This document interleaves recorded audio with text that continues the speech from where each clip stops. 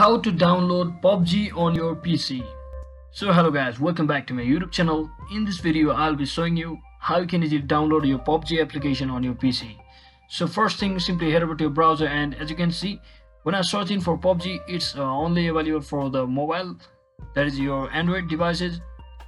So to enter your or play your game, PUBG game on your PC, what you need to do is you have to enter or download your Android emulator application that is also called BlueStacks. So you can all check out other videos on how to download and install BlueStacks, so that should help you. So once you successfully download and install BlueStack application, you just have to search in for your application under your Play Store by heading over to your Play Store. And from here you just have to simply click on this install button over here, and you will have successfully downloaded and installed your PUBG Mobile on your PC.